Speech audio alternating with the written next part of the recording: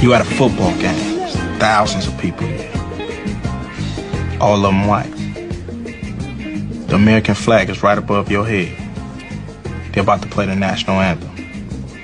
All these people turn around and look you dead in your eye. What do you do? I stand up. You know, I'll probably be so embarrassed to, stand up, you know what I'm saying?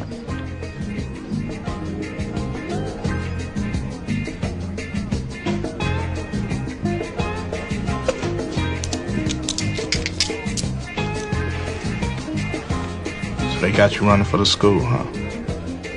Yeah, partial scholarship. And if you don't run, you don't get no tuition, right? That's the way the system goes. Run, nigga, run.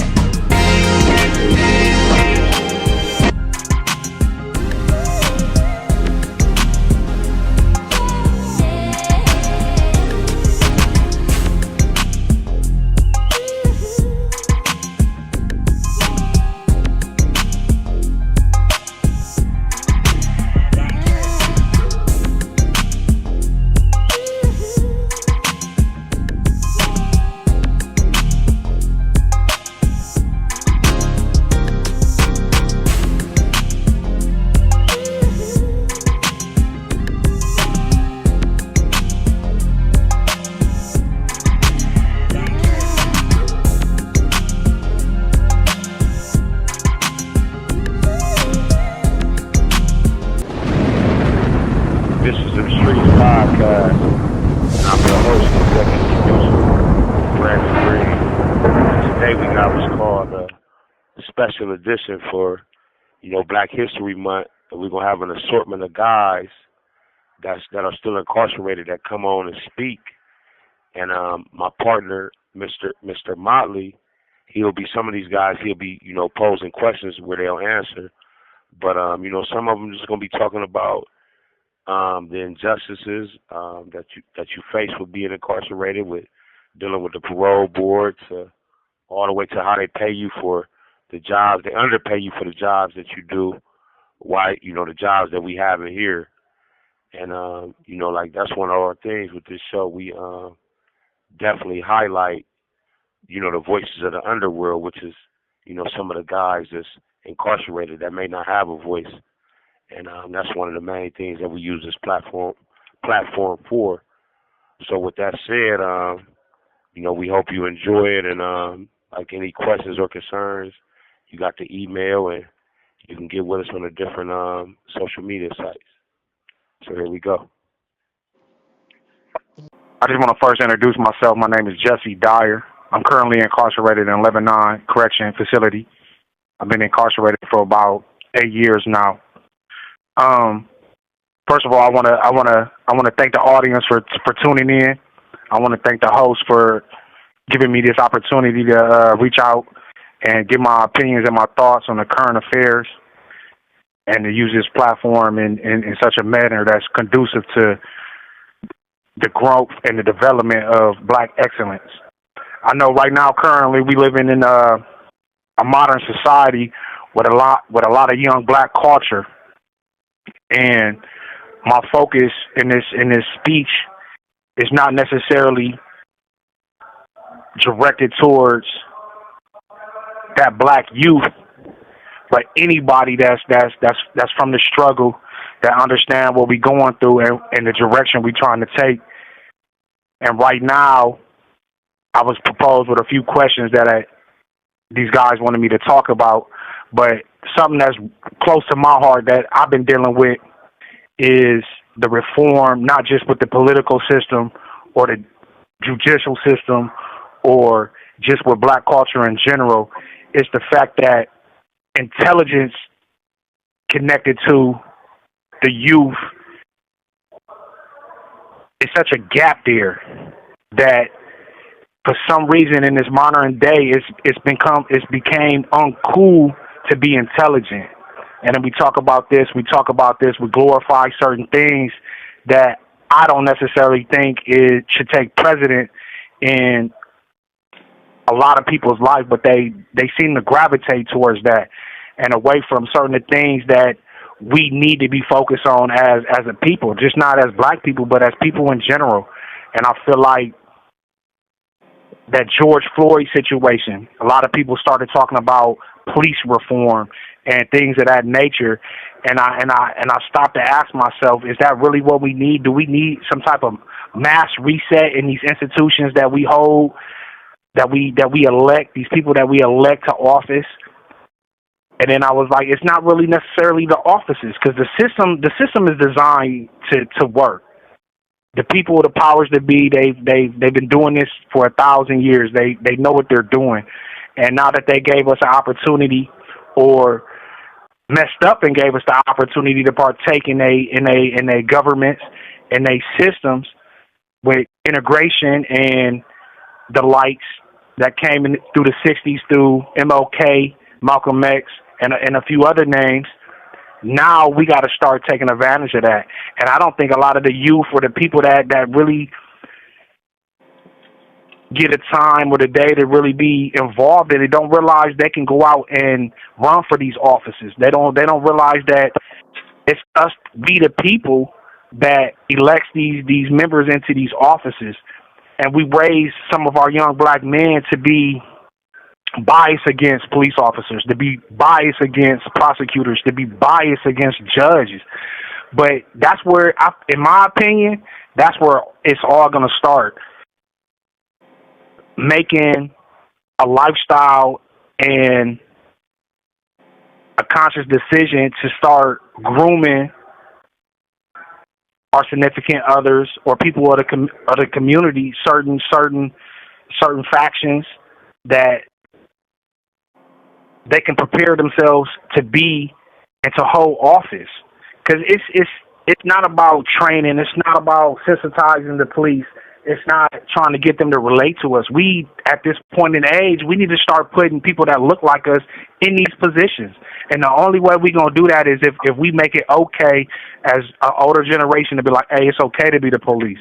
It's okay to be the detective. It's okay to be the prosecutor. It's okay to be the judges. So now once we get them in office and they sitting in front of our cases or they defending our cases, they can relate to that type of struggle. Like, we know where they coming from. Maybe this may not be the circumstances in which it occurred. Maybe there's an alternative angle that we haven't seen, instead of just profiling and labeling them as a troubled youth or a impetual offender or something of that nature, and we actually get a fair shake. But it's all going to come down to re-educating the population. Us as a black culture, steering our youth back towards the books, back towards a certain way, a certain lifestyle that's conducive to where we're trying to head. And right now, I just feel like we lost in a sea of misdirection. We don't have any pivotal leaders that's really going to sit back and take the time to hold a lot of these men and women hands in the direction they want to go. I just feel like if we each one teach one, we'll all do better. And everybody seems to be for self nowadays. And I really feel like it's an issue that's not really being addressed on these platforms with the bloggers, with the influencers. It's all a materialistic type of setting.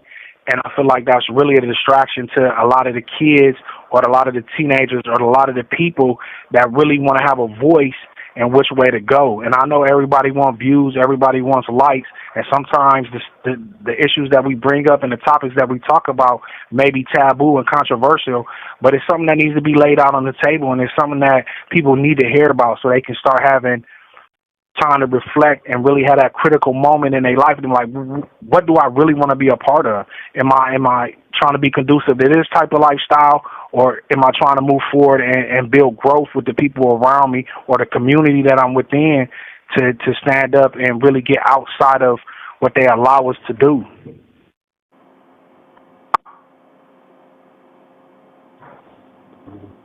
And another main topic I want to touch on is the solitude of a lot of young men that's incarcerated like right now. There's a big faction of young males from the age of 18 to 25 that's incarcerated right now. And I feel like the programs or even some of the jobs that they introduce to us is not really, it's not sustaining a certain type of level of, what's the word I'm looking for? I want to say energy, but it's a lot deeper than that. When we get to talking about state pays, and for a lot of people, what people don't know is state pay is based on something that happened way back in the 1950s when they established these institutions and how they were going to pay us for our servitude.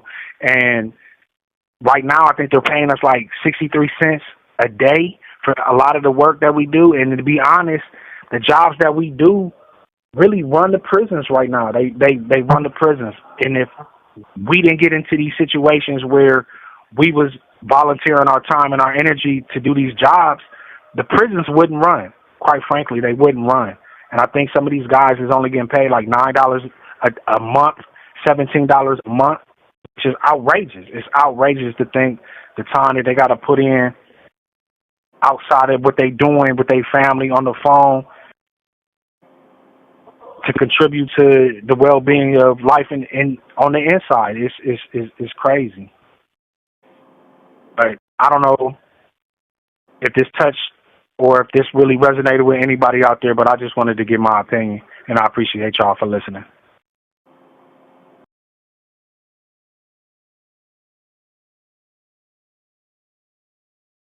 Take a look around. The majority of the youth roam the streets, dealing in drugs, sex, and violence, thinking these things have no real effect on life. Crimes without real punishment. An uncaring, unfeeling generation without knowledge of self. This is the future of our nation, the future of our people. Do you think hatred and evil will go unpunished? The world is now feeling the heat from flames it has kept burning since the beginning of civilization. You represent that fire. You and I are just a small part of God's plan. The evil men of this world have applied every method possible to deceive its occupants, and each time with greater success than anticipated. But no more. Tonight, with this new millennium, God will begin to overcome this evil.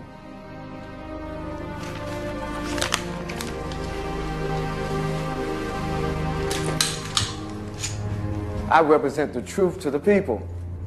Without truth, nothing is sacred. The lie, that's what the devil is all about. And brother, you know that already, because that's why you're here. The truth is, we all play a grave role in our own destruction. Your money, your lifestyles, the things that people value and covet so dearly are the bait that lures them out of the light. Turn over, Sniff.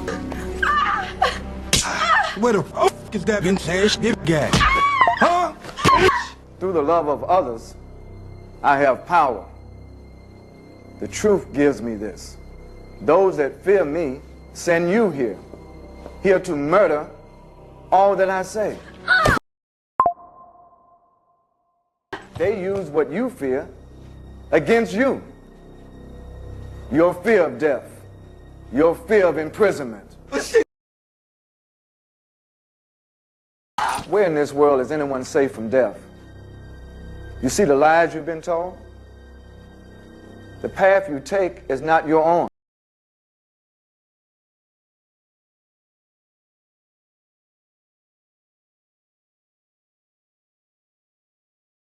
Have you ever thought about how precious a life is? How difficult it is to create? How loosely and easily it has been for you to take away? Brother, help me. Help me to do what's right. Help me to stop the slaughter of our children. Help me to put an end to the disrespect and the dishonor of our most valuable resource, the black woman. Help me to put an end to the destruction of the young mind through the use of drugs, alcohol. Help me to build up a population of great thinkers, people who create change through thoughtfulness and spirituality. Will you choose that truth? Will you? Will you choose the light over the darkness?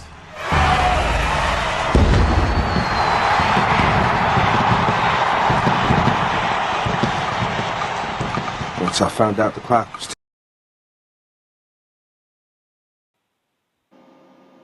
Yeah. Okay, right now, this Chico, man. I'm out of Canton, man. I've been down for a minute, going on 30 years, and I just want to share a little bit about what's going on in the penitentiary as far as the injustices and how guys is fighting for every day to get out of penitentiary. And it's just been a tough grind. I can't, really tell a person how to do 30 years because they don't know instructions come with it. But it's been a grip, I'm just, trying to help out other dudes, been knocking their head up against these walls or whatever. And just probably a nice month to try to reflect on a lot of things because this is Black History Month. There's a lot of brothers down, trying to keep their head above water. And with this prison life right now, I think it's more so about revenge rather than rehabilitation because of how the laws is, changing and trying to put their foot on our back. But we here. We trying to stay strong. We helping each other out, lifting each other up, and I just this is a good platform for guys to really try to open up a lot of people's eyes to what's going on in the walls, and we need to know what's going on outside the walls.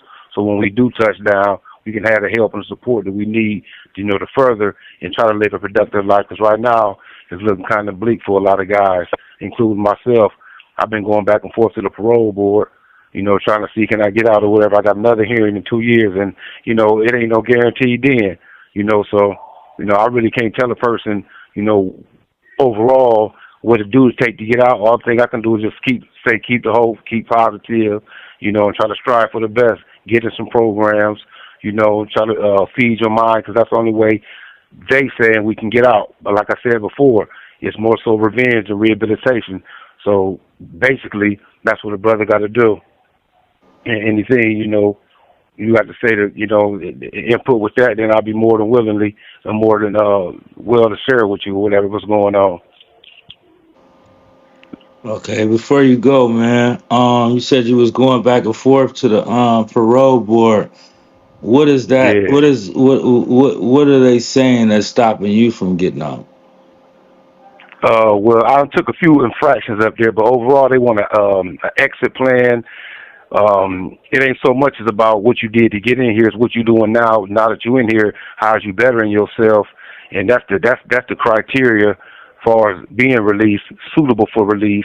As far as they can say, you got a nice family to step down to. Right now, as it is now, you can't get paroled or released to a female, married or girlfriend. You got to be released to a family member because in their mind you haven't cohabitated with this female. So that's 95% of the reason guys come back. Right.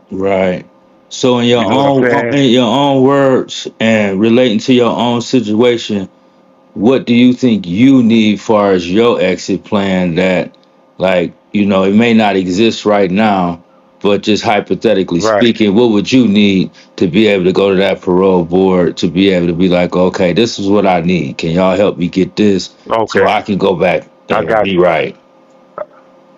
Got a 30-day plan, a 60-day plan, and then a 5-year plan.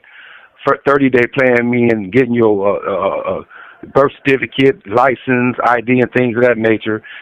Also working towards a job. Your 30 to 90-day plan will be having a job, and then your 5-year plan will be anything that you set your mind for as far as now within 60 months. But mainly, it's going to be based on your living quarters, who you're going to be going to stay with. If they meet a clean background check, because like I said before, you ain't allowed to be released to no female, family members only. But like I said, it's up to them, and it's up to you to have your shit together when you do touch down, before you touch down, because they ain't just gonna release an idiot. So you basically saying if you had a job lined up and Right. your own living quarters, because a lot of people that do time versus the amount of time that you've done, folks might not be having family members. So basically, if the prison was to implement or the parole board was to implement a program to where you got a job lined up that's like, okay, we just waiting on him to Exactly. show up and there's a place, okay, they willing to Exactly. wait for you to get out, go to work and pay them, and that's what you would need, Right. right? Right. If you got it, that plus, basically what you're saying is that you already got something lined up. But they also have halfway houses. It's one particular program called Embark. It's based in Columbus. They put you through. You stay with them for maybe anywhere between 4 to 6 months. They line you up with a job. You're already living there, so those are your living quarters. And upon your release from the halfway house, then you can maintain the job that you acquired while you were in the halfway house, and also go live with your people. They're willing to relocate to Columbus. But the overall thing is having some stability upon touching down. Right, right. You know And what I'm so, saying? That's always a plus.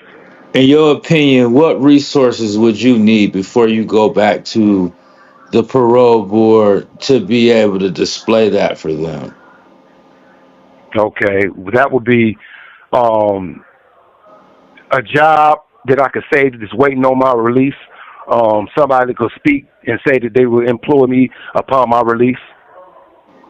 And then some type of, because you really ain't go. I mean, they almost think we behind the eight ball when we get out, and a lot of us are. So if you got any type of family support along with a job, would be the ideal thing for them to look at and say, okay, he's suitable for release. But it all, it's many definitions in their mind as far as suitability goes. Right, right. But I'm you can I'm only mainly control what I'm you can mainly control. asking you I'm mainly asking you from a perspective of what would you need to be able to display to get out? Because like after doing 30 years for whatever reason, somebody should be able to get out. Exactly. But then at the same time, that's a long time to be away from what's going out here. That's three Hmm. decades. You feel me? So I'm just Exactly. like you know what I'm saying. In your mind, you Some had a type of long skill. time to think to be like, okay, Yep. this is what I need, and then like the one of the purposes of us kind of doing this is like trying to like figure out like if we can implement something, you know what I'm saying, to Some help some sort of of, y'all get out. exactly.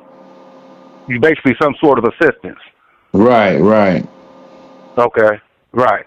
Well, if short of any programs, you probably almost would have to rely on any family members that you still have living to help you out or employ you. Or other than that, it's going to be some type of whatever you want to call some type of benefits or something that you got to wait hand and foot over. But it's really not a lot of options coming out of prison for a guy who done 1 year, let alone 30 years. So you'll have to have some type of somebody in your background, somebody in your corner trying to help you over the finish line because there's not a lot of people who's going to be willing to help a guy that's done 3 decades prior to not knowing. right, You see what I'm saying?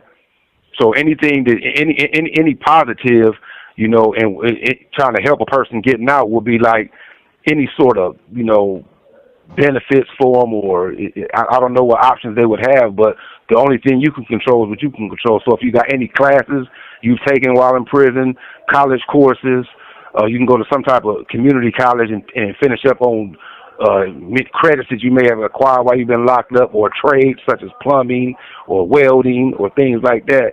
They do allow you that. You know what I'm saying? So if you can get out with those type of things up under your belt, it's job offers out there just employing those type of guys. So that's one way if you just, trying to help yourself out. but y'all need the connection made prior to y'all going to the parole board is what I'm saying. Exactly. Exactly. That's half the battle right there. Yep. Right, right, right, Yep. And if you can acquire that, then you're at least ahead of the game for that for the most part. right, right. Well, all right. But it's definitely, it's definitely good to have some type of knowledge and some type of olive branch upon going to the parole board because they look at a lot of things, far as family support and things like that. But really, like I said, outside of sure, I've been to the parole board at least 4 times. Outside of family support in the halfway house, they're not releasing you. Right. You know. But you know, the prison is a tough place to really hold your head up, man. You know, and it's more mental now than physical. You know, when I first got locked up, it was a lot of physical. Now it's just more mental. So it's a thinking man's game. Right. That's why this episode is kind of important because we need to know what y'all need to where like it's gonna be some guys and some support out here that could try to make some of this stuff happen for y'all because like some of y'all I been mean, gone 1 decade, 2 decades, 3 decades, but then like y'all coming back out and not really knowing like you know what I'm saying, and then like you yeah, I said know you exactly going what to the you're saying. parole board and like some of y'all could really have very little like family members or whatnot. So like, what Exactly, happens if a person doesn't have any of that? So are they not to be able exactly. to get Great out? question. You know? Great question. You have 1 minute remaining. You know, local leaders and community support and things of that nature proposing certain things for guys coming out of prison. You know, little programs like that they reluctant to implement but needs to implement. But you're definitely right. If you ain't got no family support, what do I do? Just stay in prison? You made a good point right there, and that's what a lot of them need to answer. Because a lot of people don't have family support. Right. Yep. That's where it's at, though. All right, man. Thank you. We Yep, appreciate you you. are. Yeah, I appreciate the opportunity, man. Yep, you stay happy, man. Yep. Yep.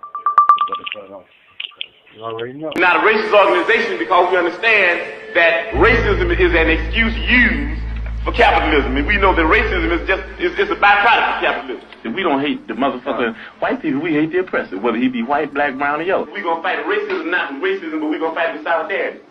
We said we're not gonna fight capitalism with black capitalism, but we're going to fight it with socialism. Everything would be all right if everything was put back in the hands of the people, and we're gonna have to put it back in the hands of the people.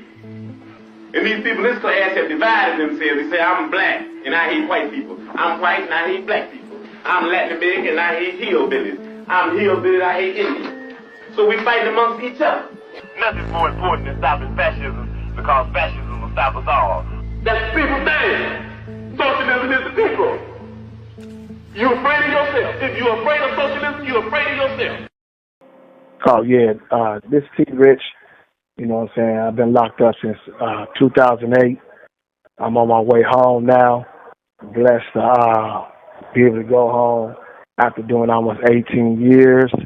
I got like 10 months to the streets, and I'm appreciated that I'm being able to talk about a few things and use this platform, let people know like some of the things that go on in here, or just like with myself.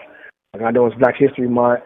And I'm glad that I paid forward to, you know, some things I know about Black history myself.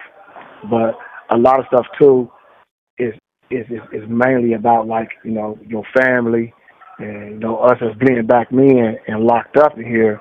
We ain't out there taking our place to be around our black women or children and things like that.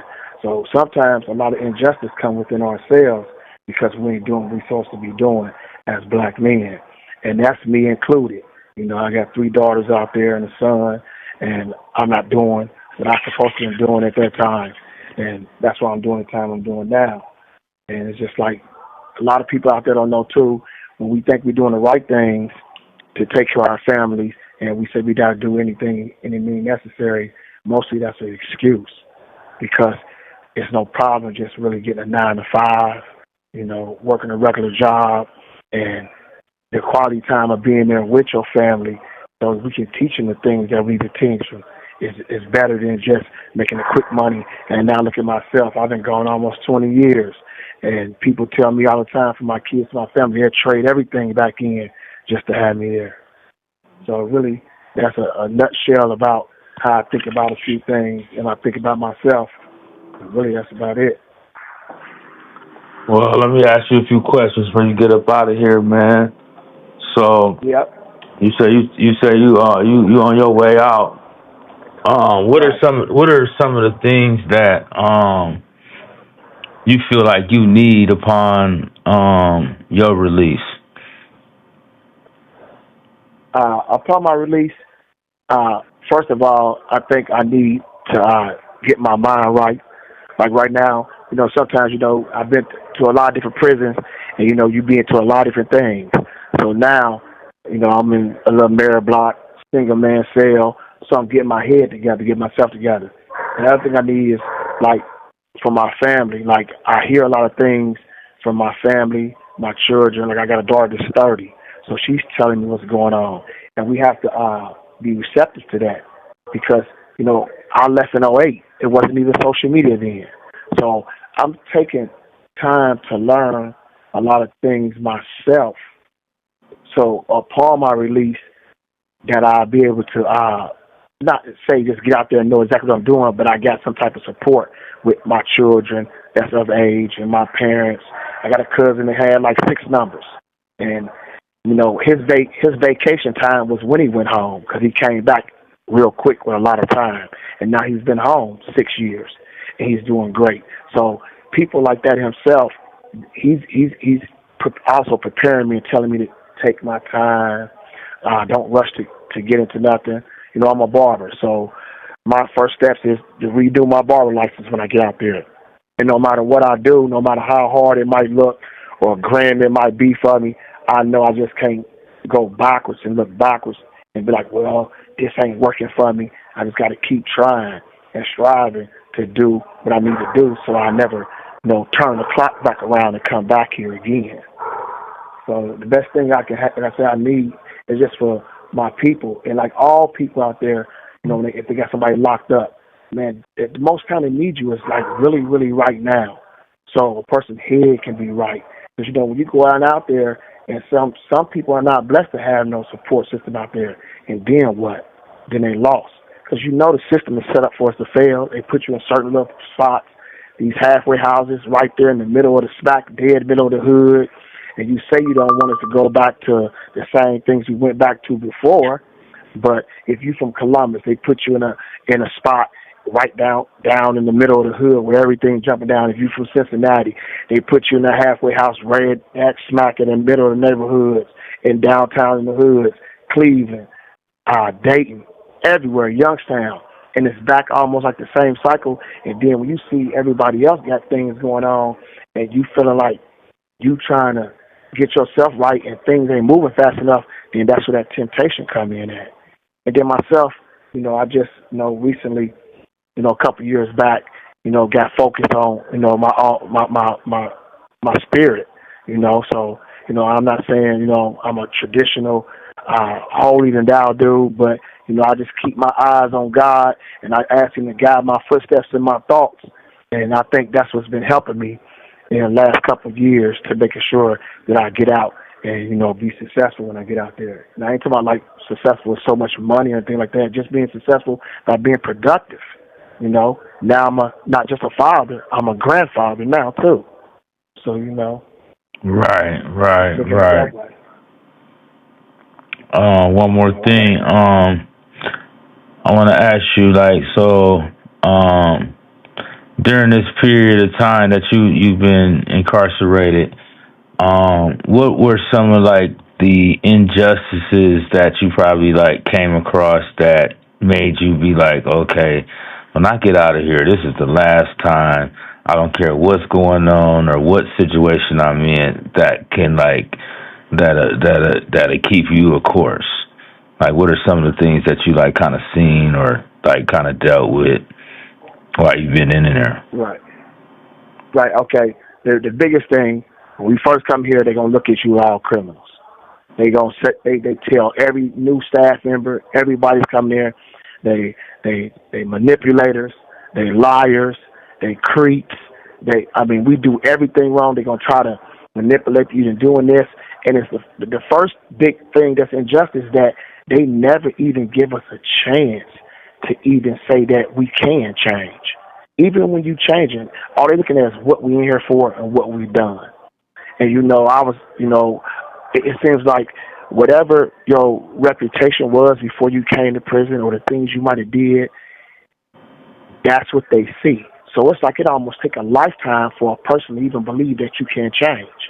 And say, I got a couple tickets in almost 18 years, but say I ain't had no tickets for 5 years.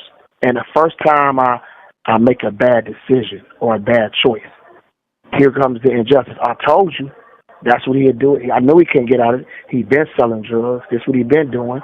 If I extorted somebody or I robbed somebody's cell, they're going to automatically go back to the same thing and be like, he's never going to change. Or for women that's locked up, she's never going to change. So the injustice is that they don't even give us a chance, even when you change it. And you know you're doing good. Some people, sometimes we fall. You know what I'm saying? In the midst of trying to, get right, sometimes we still make some wrong decisions. Sometimes we still mess up here and there. But the injustice part of that is they truly never let go of what you did in the past. So it's like almost always a target. And that's what some guys be like, well, they feel I ain't going to change anyway, so I'm just keep on doing what I've been doing. And that's sad. I used to think like that. I used to be like, I got all this time, I'm just do what I do. And then when I get to where I'm going to, man, I changed in. But you can't think that way. Because practice is like habit. If I keep doing the same thing all the way out the door, what's going to happen to me most likely when I get there?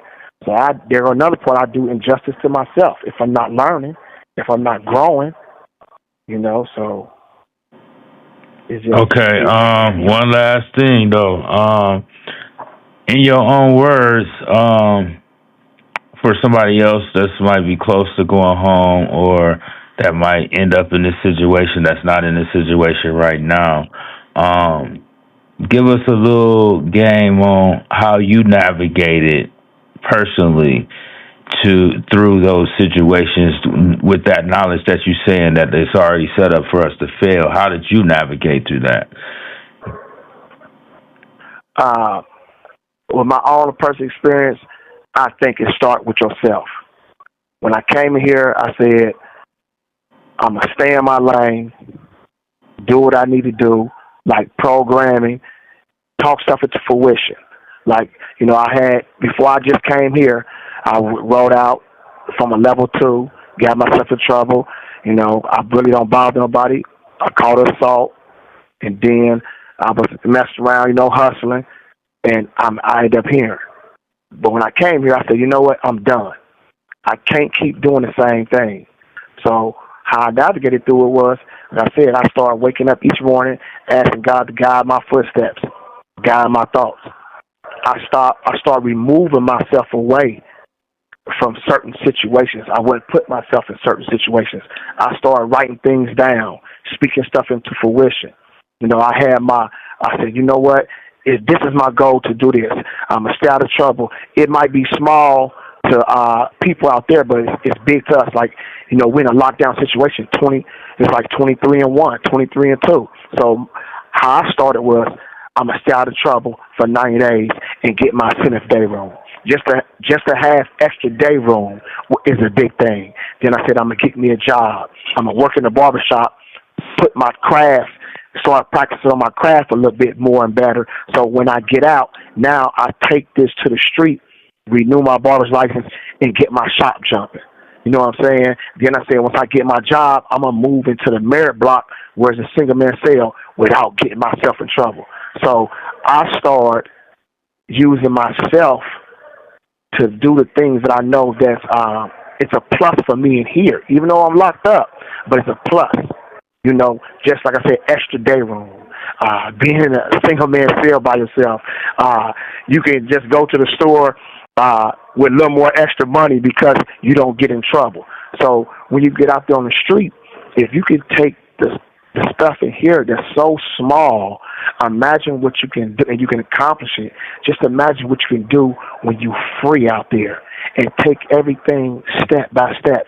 It's no rush for us once we get out there. If you got a support system, if it ain't nobody but your mama, your grandmother, your dad, a cousin, a friend, a girlfriend, a wife, whoever, they just need to know that it's going to be a transition. And if they truly love you, love is patient. So anybody that cares for you, they got to understand that it's going to take time. And see, myself, I know it's going to take time, so I can't rush. So anybody that's getting out, don't try to go out there and play catch up. That's where we mess up at. Don't go out there and look at what everybody else doing and like, oh, I want to do that too. Take your time. Do what you need to do. Put your mind to something. If you in your little apartment by yourself or your room, put some stuff up on the wall and be like, you know what? This is what I need to do first. Set some short-term goals for yourself. Set some long-term goals for yourself. Write some thoughts down and work towards them. If it ain't nothing but one at a time, it's just like you take baby steps.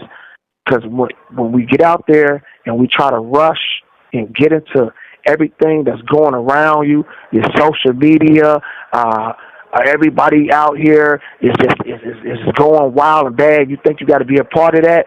Remember where you just was at. You have 1 minute remaining. You know what I'm saying? This ain't it. Man, I appreciate your time, and I definitely appreciate your words, man. I appreciate you too. Definitely, man. Hopefully what you said will help somebody, man. Even folks that ain't locked up. You know what I mean? Right. If they get if they catch one thing what I said, man, that means I did my job. That's what's up, 100. Yeah. You be easy out there yourself too, man. Continue to stay safe and keep doing what you're doing, man, because people need to hear this, for sure. Definitely, bro. I think a lot of people are capable of working and are willing to work, but it's just the way it's set up. The mother and the children are better off if the husband isn't working or if the husband isn't there, and this breaks up so many poor families. One of the saddest things is that many of the children whose parents are on welfare will in their turn end up in the welfare trap when they grow up. In this public housing project in the Bronx, New York, 3/4 of the families are now receiving welfare payments. Well, Mr. Brown wanted to keep away from this kind of thing for a very good reason. The people who get on welfare lose their human independence and feeling of dignity. They become subject to the dictates and whims of their welfare supervisor, who can tell them whether they can live here or there, whether they may put in a telephone, what they may do with their lives. They're treated like children, not like responsible adults. And they're trapped in the system. Maybe a job comes up that looks better than welfare, but they're afraid to take it, because if they lose it after a few months, it may be 6 months or 9 months before they can get back onto welfare. And as a result, this becomes a self-perpetuating cycle, rather than simply a temporary state of affairs. My name is Justin Allen. I'm 36 years old, currently incarcerated. I've been incarcerated, sentenced to 15 to life, then currently serving 18 years, incarcerated right now. So Black History Month, what Black History Month mean to me for real is, people that paved the way before me, that came. I know when we talk about like Martin Luther King, what stand out the most to me is that he was a leader, but he was a great follower as well. He got his teachings from Mahatma Gandhi in the peaceful protest. Mahatma Gandhi did it before him in India to get his to get free from Great Britain. So to me, being a leader, in Black history and the movement, is being able to be a great follower as well. So understanding that with Black history, and then I believe I'm Black history. What I do today is a reflection of tomorrow. Being a Black man, I got to make sure that I'm leading by example, doing the right thing. So if my kids and my family later on down the line, I'm leaving a positive legacy. I'm leaving a good example for them to follow. Right? So, and being incarcerated, I've been locked up 15 years. Just left the parole board in 2022. So some of the injustice that I felt that we receiving within here through the parole board. I took 15 years to the parole board with over 30 programs, 2 certifications. I had over 7 years without a whole shot, without an RB ticket. Over 5 years without a ticket, a sergeant level ticket, and was sent it. They gave me 7 more years at the parole board. So my hook with the injustice piece is like, when is somebody suited to go back in society? Like, it's the parole board job to look at individuals and look at they record in the institution and decide whether or not they fit for society, right? But if you got somebody who's sitting in prison and they completing programs, facilitating programs, and they come up to the parole board, when is it, how do you look at somebody like that and say, yeah, we're not going to let you out, but yet we want you to facilitate our programs.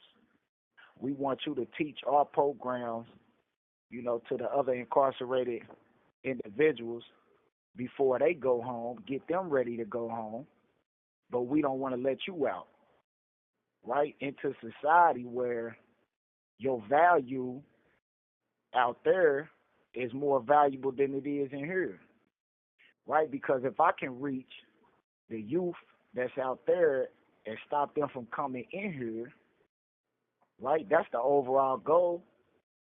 They talk about recidivism and people going home and coming back, going home, coming back, and curbing the recidivism, lowering the rate of recidivism.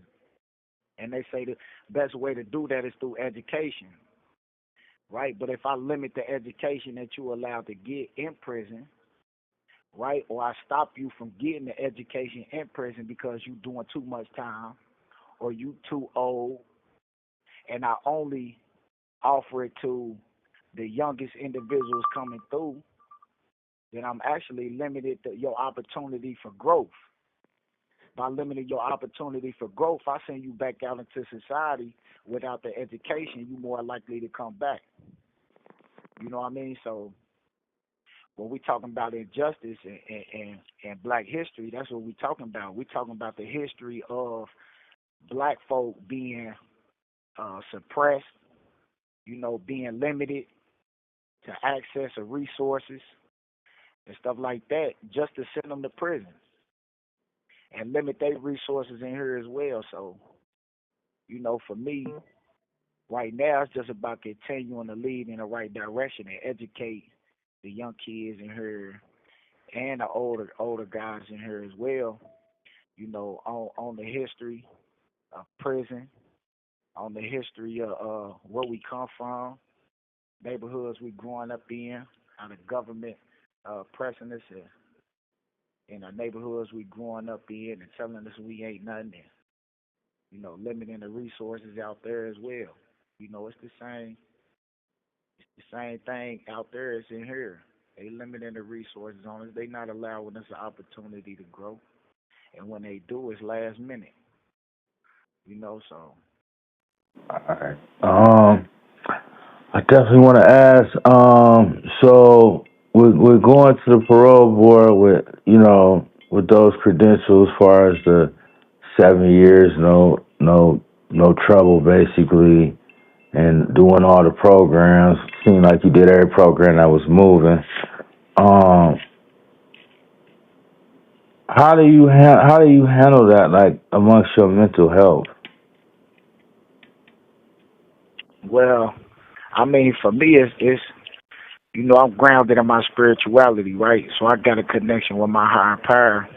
So I just believe, that it's about, me being still, me allowing my higher power to move instead of me trying to control it. It's too easy. I done, through so many years, I done tried to control, the narrative of what people thought about me, or trying to control, being free, getting out of prison.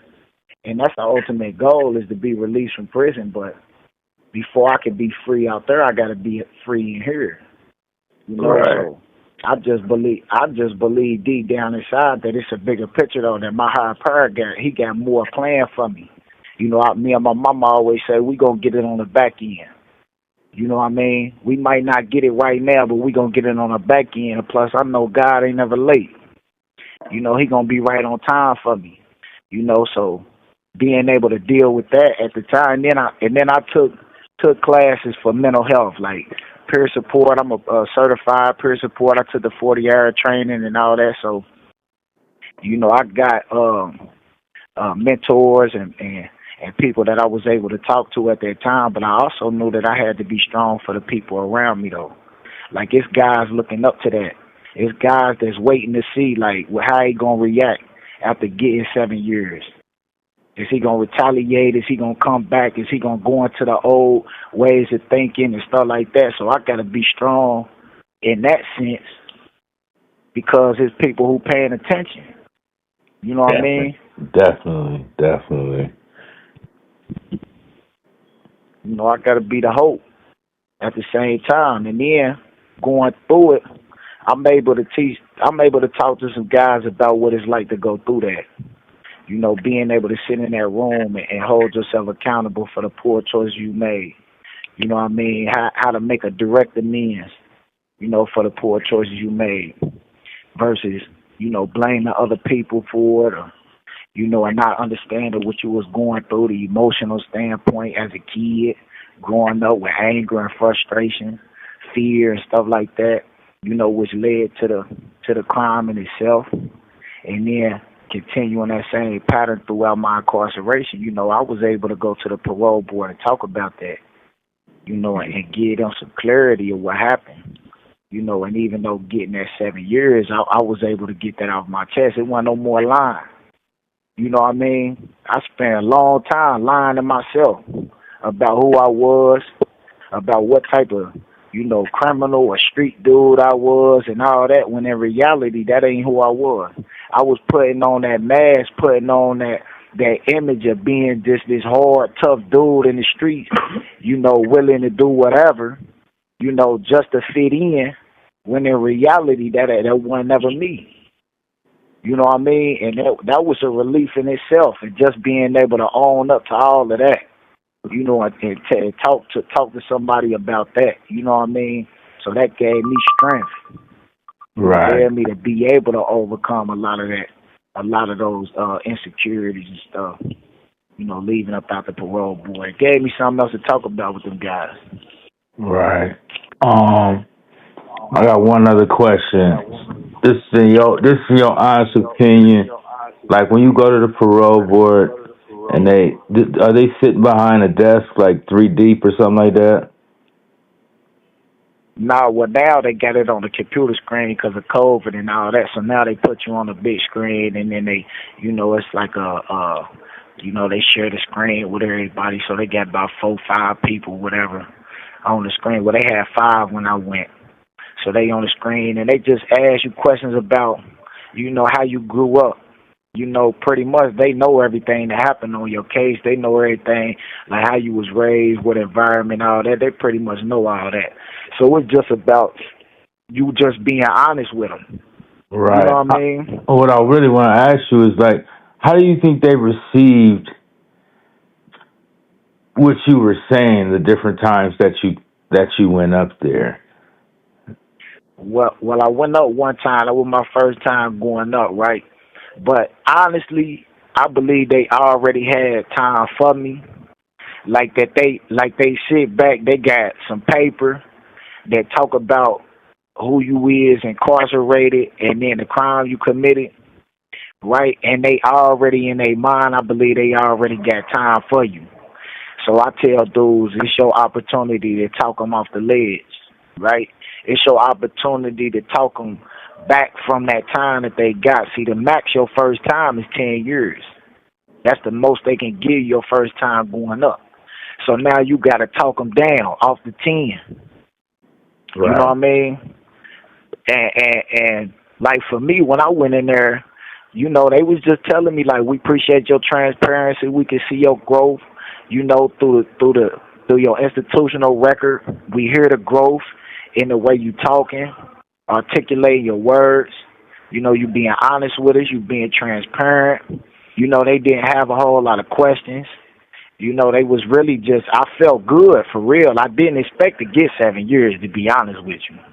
You know, I felt like I was, you know, that I knew I had put in the work throughout my incarceration. Was it perfect? Absolutely not.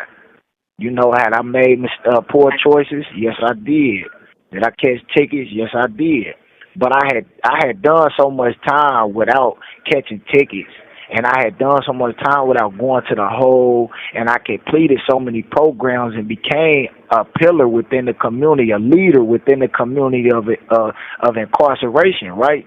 That and had letters from staff members that spoke on that same, you know, that same behalf, that talked about my character, who I was, and told him directly, like, if he was released, we don't believe that he would come back to prison, right? So I had so much of that going for me that I honestly felt like, you have 1 minute remaining. you know, that if they gave me some more time, it wouldn't be that much, right? But that's what I got. That's what they ended up giving me, that. And that was more shocking. That was for real shocking than anything, for real. Right. Right. Well, we appreciate you, man. Yeah, I appreciate you, man. You know what I'm saying? The platform and everything allowed me this opportunity to speak. So, you know, Godspeed. I mean that shit, because these white folks see us as thugs. I don't care what y'all think. I don't care if you think you a lawyer, if you a man, if you an African American, if you whatever the fuck you think you are. We thugs and niggas to these motherfuckers. You know? And until we own some shit, I'ma call it like it is. How you gonna be a man and we starving? You know? And you can walk by 5 different houses, ain't a man in either one of them motherfuckers. How we gonna be a man? How we gonna be African Americans and we out here dying? We thugs and we niggas until we set this shit right. Trust me when I tell you that shit. Young Black. All right. To everybody listening and supporting them streets, voices of the underworld, I just want to say again that I appreciate the support and love you all have found within yourselves to allow us an opportunity to be relevant. Once again, in a moment, you all could be doing a number of things besides listening to the harsh realities of our current situation. So thanks again. All right, the raspy but unique voice y'all are listening to for the second time on this much-needed podcast is none other but me, wrongly convicted Harry Briscoe, a.k.a. Banbury Harry. And today I want to talk about the importance of 360 degrees and its connection to not only black history, but the future of things to come. Needless to say, 360 degrees is a full circle representing the completion of a cycle of events. And whether or not you were taught that the world we are currently sharing is round and or flat, it still doesn't excuse the fact that the perimeter around it is 360 degrees.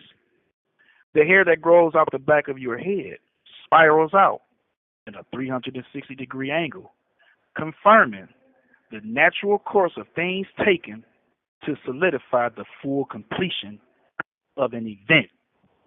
Now, what does all of this have to do with black history? Well, let's get to that. In the United States of America, culturally, we have 4 regional jurisdictions.